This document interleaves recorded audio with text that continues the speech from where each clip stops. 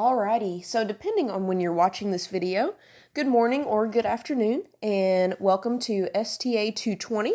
My name is Hannah Keith, and I'm looking forward to getting to know you this semester as you take this course with me.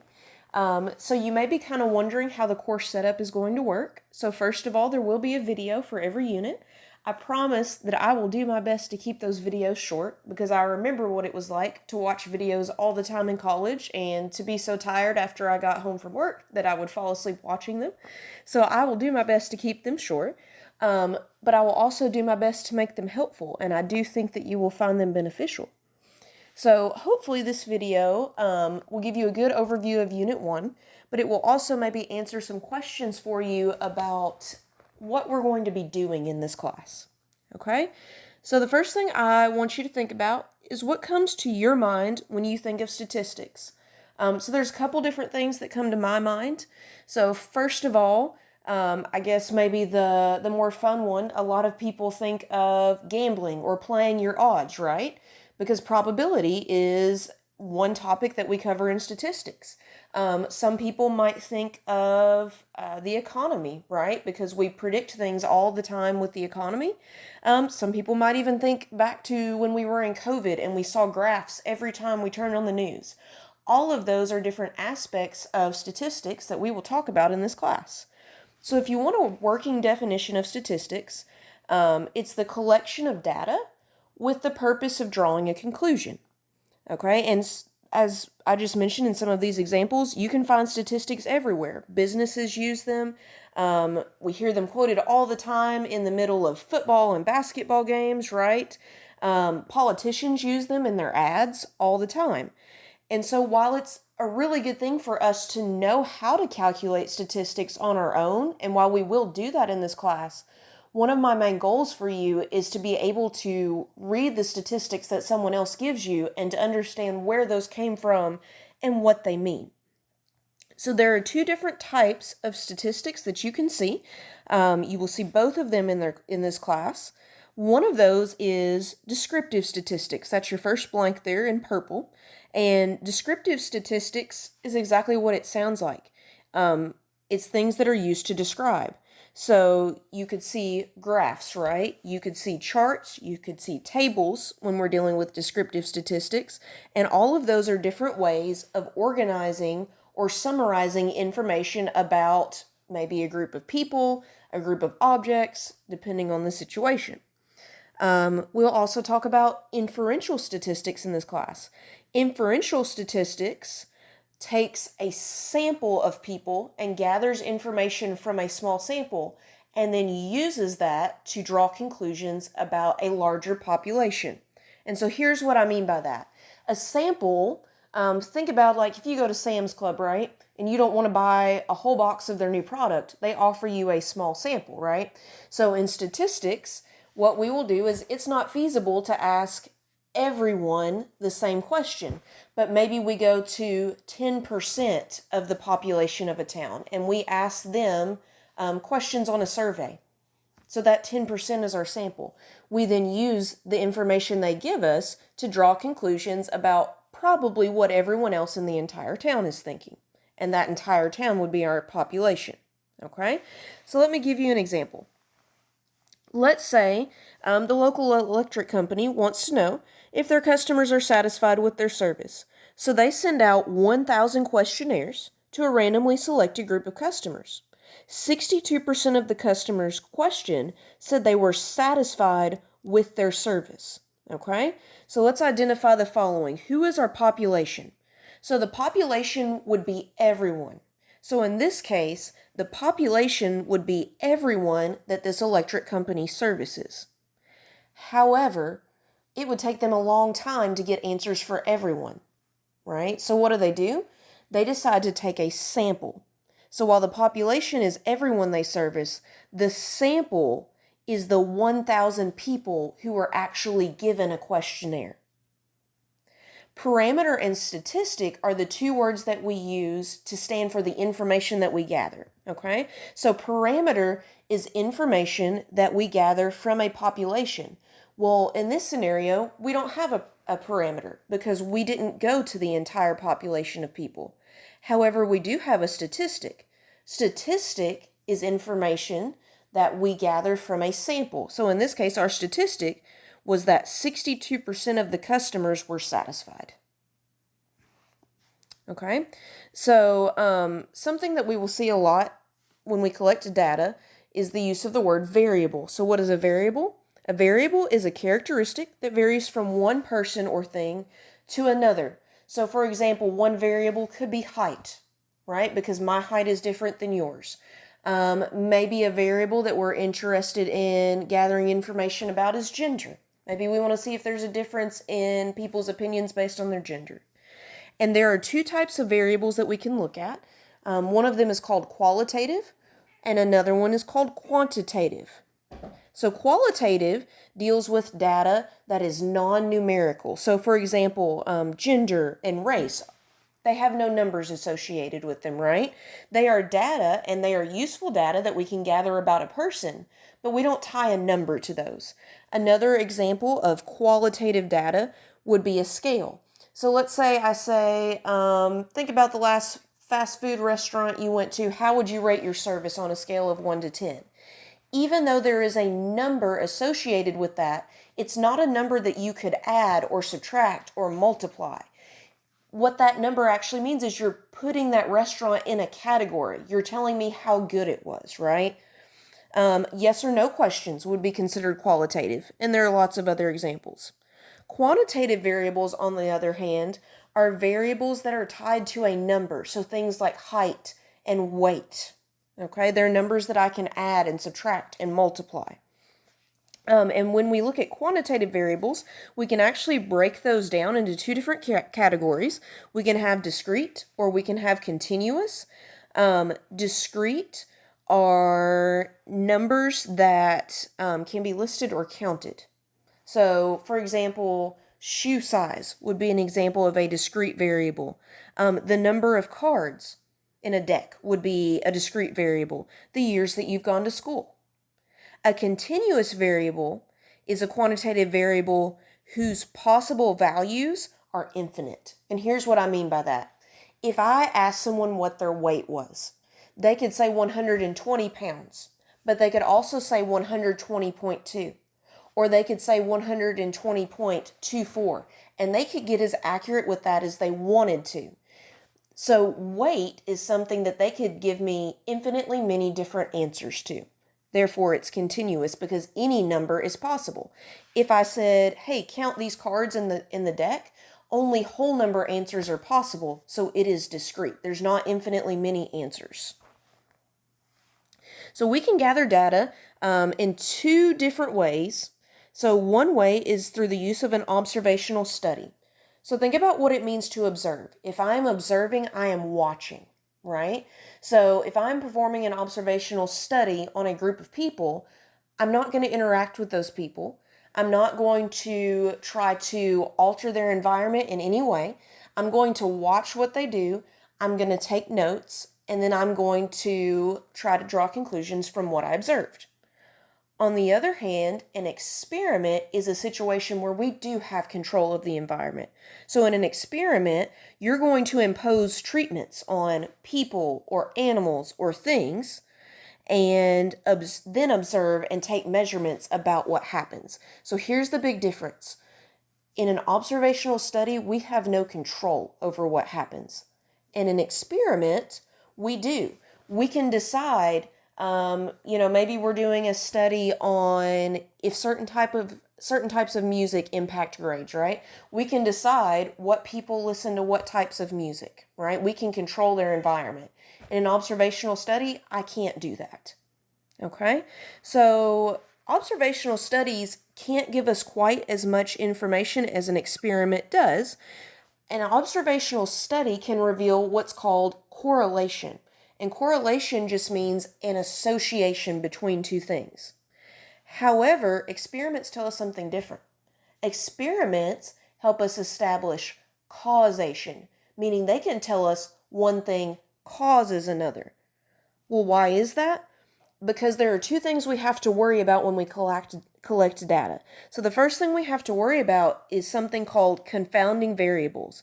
And this happens when in a study there are two or more variables that could have affected our results, but we don't know which one it is. So for example, let's say I'm performing an observational study and I am looking at how people do on a test, okay? And maybe I look at how much sleep they got the night before, and I also look at how much study time they had. Well, here's the problem. Both of those things are known to have an impact on grades, but in an observational study, all I can do is watch. I can't control either one of those things, so therefore I don't know which one really caused a student's poor test performance. They are confounding variables because I can't separate the two. We also can have what are called lurking variables. And lurking variables are maybe just variables that you forgot to consider. Maybe you don't even know that they impacted your results. And so therefore, in an experiment, I have the ability maybe to try to control for some of those. In an observational study, I don't, right? Because I'm not imposing any treatments. So with an experiment, the key word is control, okay? So here's the deal with correlation and causation. Correlation is just an association. We can find correlations everywhere in this world. And I want to give you a few examples of those that I happen to find online. So there are actually some pretty interesting correlations in this world. Hopefully this will load for me. So if you Google fun correlations, you actually find out there is a correlation or a relationship between the popularity of the distracted boyfriend meme and the number of office clerks in Kentucky. That's something you would never come up with on your own, right? Because it doesn't make any sense. But if you look at the data, they actually follow the same trend. As the popularity of that meme goes up, so do the number of office clerks in Kentucky. As the popularity of that meme goes down, so do the number of office clerks in Kentucky. There is a common trend there. However, we would never say that one caused the other, right? That's what it means when we say correlation versus causation. Another example of that would be, let's see, let me find a good one here. There is actually a correlation between the consumption of margarine in the United States and the divorce rate in Maine. So if I asked you point blank and I said, do you think there, is any sort of causation between those two things? Do you think the amount of margarine that people consume has any effect on the divorce rate in Maine? You would probably tell me no, right? But for some reason, there's a correlation between the two. And that's why we have to be careful about when we use those two words. Just because there is a trend or an association between two things, we cannot make the claim that one thing causes another. And that's why it's so important in statistics to not only be able to give results, but to be able to interpret those results and to understand when they're actually telling us something that matters and when they're not. Okay? So when we collect data, whether it's through an observational study or an experiment, often we will take a sample from a group of people. Okay, and there are different ways that we can do that, but here's the key. The key is that we want to select our sample randomly. And the most basic way we can do that is called a simple random sample. And here's an example of a simple random sample. Let's say that we want to select 10 people out of your stats class to participate in a study. But I want to make sure that I'm not biased. So I'm going to throw numbers in a hat, and I say, okay, whoever draws out the numbers 1 through 10 out of that hat, they are going to be part of this study. That was random because I didn't pick who was part of the study. I left it up to chance. Another way that you could do that is you can Google random number generators online, right? You can tie each person to a number, and then whoever gets the numbers 1 through 10, they're part of your study. You could have people roll a dice, and you could say, okay, the 10 people who roll the lowest numbers, they're part of my study. That is a simple random sample. And it can be done with replacement or without replacement. Okay? And there's a couple examples down here. So let's say I'm going to choose a student from the class to do a homework problem at the beginning of each class. And I want everyone to have to do at least one problem. So on the first day of class, I put everyone's name in a hat. On the second day of class, I pull out one name. And there's a couple different ways that I could go about this. So let's say that I pull Jimmy's name out of the hat on the first day, right? What I could choose to do then is I could say, I'm not going to put Jimmy's name back in the hat. He's already gone. That is called sampling without replacement, because once I pull Jimmy out, he's not going back in the pot. However, I could say, well, maybe I want to keep Jimmy on his toes. I don't want him to think that just because he's already gone, he couldn't be chosen again. So maybe I choose to put Jimmy's name back in the hat. That is sampling with replacement. Okay, another example. Let's say we have 30 people in class, and on the second day of class, when I pull the first name, what is your chance of being chosen? So here's the thing. Sampling with or without replacement impacts your odds. So if there are 30 people in class, if I sample with replacement, that means I draw Jimmy's name out and I'm putting his name back. That means every day your chances of being chosen will stay at 1 out of 30 because there's always 30 names in that hat, right? I'm putting them back after I draw them out. However, if I am not putting those names back, your odds of getting chosen get greater every day. So on the first day when I draw a name out, everyone's odds are 1 out of 30.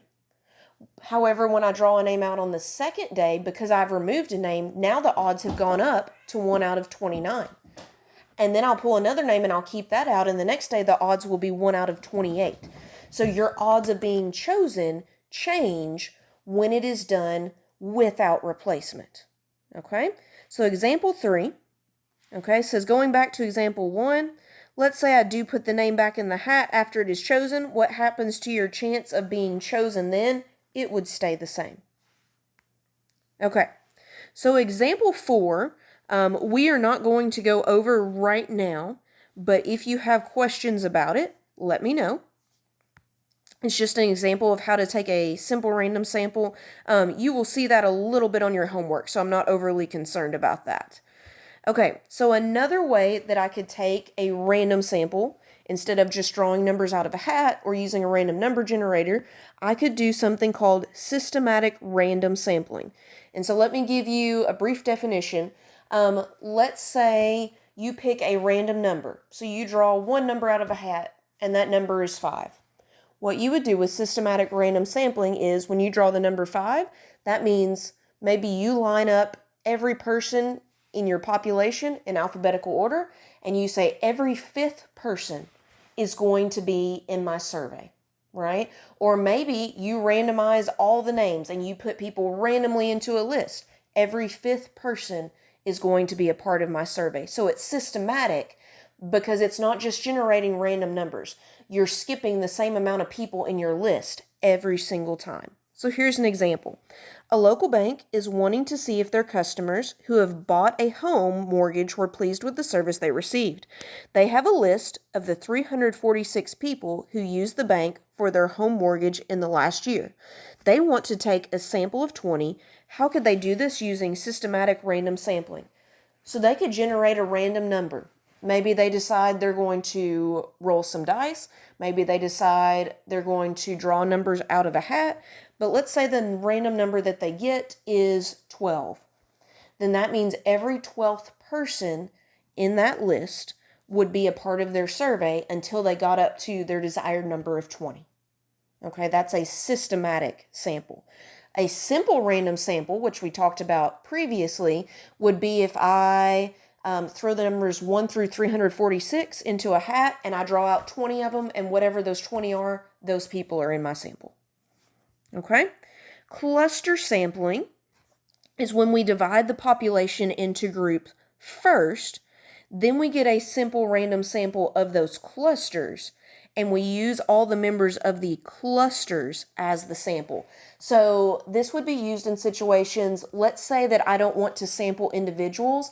Let's say that I'm at Sky CTC and I want to sample an entire class of people. So what I might do is I might list every math class that is given on campus. And then I might give them all a number, and then I'm going to go pull a random number out of a hat.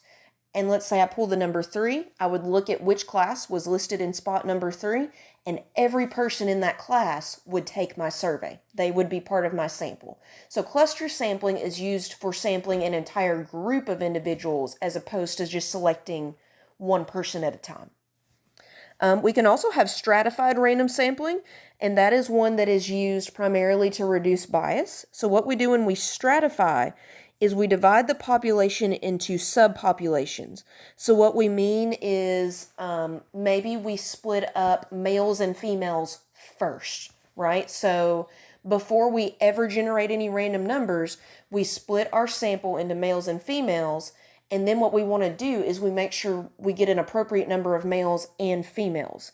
So from each group, we would obtain a simple random sample of a size that is proportional to that stratum. So let's say that I look at the overall student body at Sky CTC and I realize that it's 60% female and 40% male. Then what I would do is I would make sure in a stratified random sample that 60% of my sample was female and 40% was male. So it's still random, but I'm trying to match those subpopulations to make sure it gives me a true representation of the student body at large. Okay, our last option is convenience sampling. That's the bad one. We don't want to do that. So a convenient sampling is exactly what it sounds like. I do what's convenient. So maybe I decide I'm going to give a survey just to my friends. Maybe I wait till the last minute to give my survey and I don't have any time to do it the right way. And so I look at the 10 people sitting around me in class and I go, will you take my survey? The problem with that is I'm not making sure necessarily that I get enough males or I get enough females. I'm not making sure that I'm getting people with different viewpoints. Because it's a convenient sample and it's not random, I'm introducing potentially my own biases into it and the biases of who I hang around into that. So I can't trust my results. Okay? So let's look at an example. All right. So the Bowling Green Daily News wants to know how residents of Bowling Green feel about the possibility of community college being free for all students. Sounds like a pretty good deal to me. So what they do is they put a poll in their Monday paper and they ask readers to call in and vote. So here's the problem. We have to worry about bias in this scenario. And the reason that we have to worry about bias is because this is what is called a voluntary survey, meaning people don't have to call in, right? It's not like you're stuck in class and your teacher says, you have to take this for a grade. So think about it. Who is likely to call in? You're likely to only get the people who have a strong opinion. So you may not actually be getting a true picture of what's happening in the whole town. You're only getting an idea of what's happening in the minds of people who have strong opinions. So my results are going to be biased. And we see bias all the time, and there's all different sorts of ways that bias can happen. So one way is something that I do have control over, and that's called sampling bias. So sampling bias happens primarily when I'm not careful in how I choose my sample, right? So maybe I don't pay attention to the fact that I had 80% males and only 20% females in my survey, right? Maybe I accidentally survey, I'm at Sky CTC, and I get all freshmen in my survey, and I don't survey any juniors or seniors. My results are now going to be biased. They're not going to represent the population at large. That is something that I, as a researcher, can control. Okay, non-response and response bias are a little bit harder to control. So non-response bias occurs when you select individuals to be part of their sample. So maybe you send them a survey in an email. You can't make them respond, right? So kind of like what we were talking about with the newspaper example just a second ago. The people who aren't going to respond are probably going to be the people who don't care strongly about your issue, and so you're not going to get the people with neutral opinions. You can also have response bias, And that occurs when the answers on a survey do not reflect the true feelings of the respondent. Sometimes you can control that, sometimes you can't. Some things you can do to control that. You can make sure that you're careful with the vocabulary on your survey, right? So if you're using really big words that people don't understand, they may guess on your questions and then their answers aren't valid. That's something that you can control. Something you can do to help with that as well is make any surveys that you give anonymous, right? Because people have a tendency to not tell the truth if they're embarrassed about their answers and they know that you're going to see their name. So there are things you can do, but you don't have complete control over bias. All right. So what are some things that we need to be aware of when we are performing an experiment? So there's some vocabulary here that you need to be familiar with. The first thing is experimental unit. Those are the individuals or items on which your experiment is being performed. Okay. Who is your subject? Your subject is a term used for the experimental unit when the unit is a human. Okay, so if I'm doing maybe a medicine trial, I could refer to each person in my study either as an experimental unit or as a subject. But if I'm doing an experiment on animals, I'm not going to refer to them as subjects because they're not people. The treatment is the experimental condition. So in a drug study, the treatment would be the type and amount of medicine that you give to each individual. The response variable is the results that you then see from your treatment. So remember, with an experiment, we're trying to determine causation, right? So we've got an input, which is our treatment, and an output, which is our response. You can also have something called a placebo, and a placebo is used to help eliminate bias in a study. And so all that a placebo is think about a drug study, right? We hear about it all the time. Some people get the actual drug, other people get a sugar pill, but they don't know that they're getting a sugar pill. It's a fake pill, and it's designed to make sure that the results aren't just coming from people's mental states. So maybe they think that they're getting medicine that helps them, and so their condition actually improves because their mental state improves. We're trying to get rid of that bias by giving everybody something. We can also do something called blinding to help eliminate bias, and blinding refers to non-disclosure of the treatment, and that can happen in two ways. So single blinding in a drug study would look like if I have a placebo for some people and a real medicine for others, I don't tell those people which one they're getting. That is single blinding when the patient doesn't know what they're getting. Double blinding would be the doctors in the study also don't know what their patients are getting. And that's simply because sometimes if the doctor knows, they might accidentally give away what they're feeling or what they're thinking to the patient, and then that voids the study, right? So double blinding is kind of considered the gold standard because it eliminates a lot of the possibility for bias. Okay, so some principles of experimental design. We have control.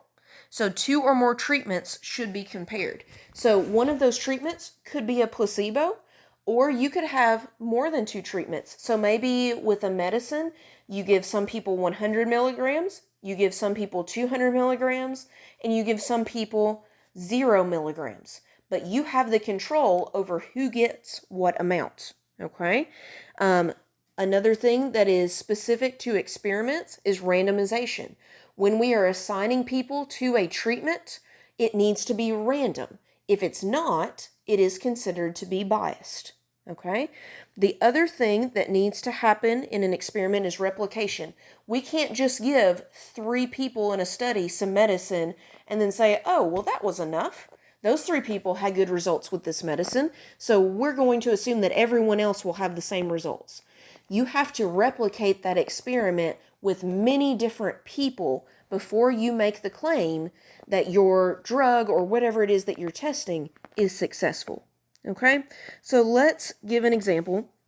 So to date, more than 50 studies have examined the benefits of brain training in humans, but only a handful have tested whether or not the benefits persist and transfer over to real life. Results from one of the best studies, published earlier this year in the Journal of the American Geriatric Society, is certainly encouraging, however. As Glenn Smith of Mayo Clinic and her colleagues report, cognitively normal older adults who trained their brain were able to improve their auditory information processing speed by about 58%. Versus 7% in controls. In their multi-center impact trial, 487 adults ages 67 to 93 years worked for 8 weeks at Posit Science's Brain Fitness Program, which seeks to improve brain function by stimulating the auditory system. The Posit Science program is premised on the idea that as we get older, our brains become less efficient at processing information from the senses, not because of specific hearing or vision loss, but because of degenerative changes in the brain's associative cortex, which then leads to a decline in memory. The control group did a more conventional cognitive learning program that entailed viewing educational videos on art and history. At the end of the study, the brain training group also demonstrated more gains on measures of overall cognition and memory than the control group, but the differences were less impressive, 4% versus 2%. 48% of people in the active training group versus 40% of controls also reported positive changes in their daily life, such as greater self-confidence, better recall of shopping lists, and attending to conversations in noisy settings. So what do these findings tell us? Clearly, impact demonstrated that both trained and some untrained cognitive abilities can improve after 2 months of structured sensory input training, but the control group also improved, albeit to a smaller extent, suggesting that even watching videos, such as the History Channel, may help. So the first question is, was this an experiment? The answer is yes, it was, and it's because of the word control. So these people had control of what each person in their study was exposed to, right? Some people were given a more traditional training. Other people were given this new impact trial, right? So this is an experiment. It is not an observational study because we did not just sit back and watch. We had control of the environment. Part B says, was there a placebo and what was it? There's not really a placebo in this case, because a placebo implies it looks like the real thing, but people don't know that it's not the real thing, right? So in this case, there was not a placebo. However, there was a control group that was given a more traditional method of training, all right? And then C, what was the sample size? The sample size was the 487 adults who participated in this trial. Okay, and that is all of our notes for Unit 1. I do have a couple of vocabulary and example sheets that I also included in the unit overview. If you forget some of this vocabulary and want to see it all in the same place, I would encourage you to go back and look at those. Have a great day.